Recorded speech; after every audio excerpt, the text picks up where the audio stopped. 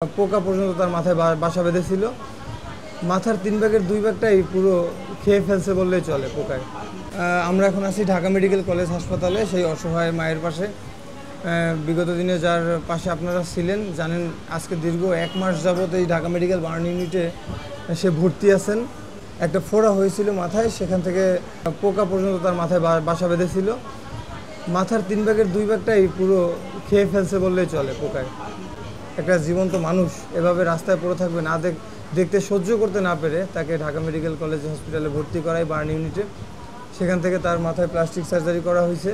আর এর অবদান আপনারাই, দেশবাসী যারা 5 টাকা 10 টাকা দান করেছেন কিংবা একটা শেয়ার করেছেন, আপনাদের অবদানে আজকে এই অসহায় মায়ের চিকিৎসা হচ্ছে। এমতো অবস্থায় হলো আমরা হিমশিম খেয়ে যাচ্ছিলাম। অপারেশনের আগেও কিছু টাকার প্রয়োজন ছিল, মেডিসিন কিনতে পারছিলাম না, তাদের খাবার খরচ, মানে সব কিছু মিলিয়ে একটা খুবই কষ্টে সময়টা বহন করতেছিলাম। সেই অবস্থায় আপনারা যারা পাশে দাঁড়িয়েছেন, আপনাদের প্রতি কৃতজ্ঞতা, আপনাদের জন্য দোয়া রইল।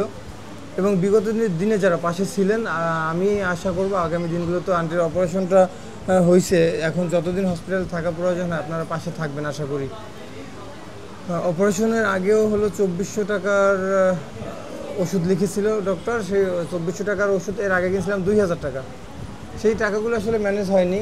এক ভাই আসলে সেই সময় এগিয়ে আসছেন এবং অপারেশনের পর যখন বেড়ে দেয় তারপরেও কিছু ইনজেকশন লিখছে, ওষুধ লিখছে, সেই ওষুধের টাকা পয়সাও ম্যানেজ করতে পারেনি। সেই পোস্টগুলো দেওয়ার পরে ঢাকা এক ভাই, প্রবাসী ভাই, সে টাকা পাঠিয়েছেন 1259 টাকা। সেখান থেকে সরকার ভ্যাট ট্যাক্স কাটছে 30 টাকা। আপনার জন্য দোয়া রইল এবং শুভকামনা রইল। আশা করি আপনারা আগামী দিনগুলোতে পাশে থাকবেন। সামনে আসেন, এখন বসে।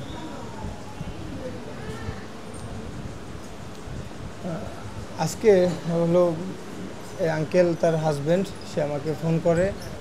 তার কাছে আসলে ডক্টর যখন ওষুধ লিখে দিছে, সে ওষুধ কেনার টাকা ছিল না তার কাছে। আমি ফোন পেয়ে আমি সাথে সাথে ছুটে আসি। আমার ডিউটি আছে, নাইট ডিউটি, আমার বেবিটারও জ্বর, তারপর আমি হসপিটালে ছুটে আসি। আসলে এরাও তো অসহায় মানুষ, কিছু করার নেই। আপনারা বিগত দিনগুলোতে এদের পাশে ছিলেন। আজকে একটা মাস যাবতে অসহায় মা চিকিৎসা করাচ্ছে ঢাকা মেডিকেলে, তার মাথায় প্লাস্টিক সার্জারি হয়েছে। আপনারা পাশে ছিলেন, আপনাদের প্রতি কৃতজ্ঞতা। দেশবাসীর জন্য আপনার কিছু বলার আছে আঙ্কেল? বা এই যেই ভাই বিদেশ থেকে টাকা পাঠাইছে, জানেন বিদেশে অনেক কষ্ট করে টাকা ইনকাম করে, সেই ভাই আপনার জন্য 1000 টাকা পাঠায়, বা যেই 5 টাকা পাঠাক সেটা কষ্টের টাকা, তার জন্য দোয়া করবেন। আমরা গরিব মানুষ, আমরা দোয়া ছাড়া আর কিছু করতে পারি না। হ্যাঁ, আশা করি আমরা সুস্থ ভালো থাকি, আমরা দোয়া করি। আমি কিছু করতে পারবো না, কিন্তু 5 ওয়াক্ত নামাজ পড়ে আমরা দোয়া করবো। যাই হোক, আপনাদের কাছে একটা রিকোয়েস্ট, মানে এটা ফ্রিলি বলি, সেটা হলো আপনারা যদি চায়ের দোকানে বসেন তাও কিন্তু চায়ের আড্ডায় 20 টাকা খরচ করেন। এই অসহায় মায়ের পাশে দাঁড়ান, আপনার কাছে ভিডিওটা পৌঁছাবে, মানে আপনি এই অসহায় মায়ের জন্য 5 টাকা দান করেন, তার চিকিৎসাটা যেন আমরা করাতে পারি। এই অসুস্থ মা সুস্থ হলে অন্তত বলতে পারবেন যে এই মাটাকে আমি 5 টাকা দান করেছি, সেই 5 টাকা দানে আজকে অসুস্থ মা সুস্থ। আপনাদের কাছে রিকোয়েস্ট, ভিডিওটা শেয়ার করবেন, পর্যাপ্ত শেয়ার করবেন। চিকিৎসার আপডেটগুলো আপনাদেরকে জানাবো।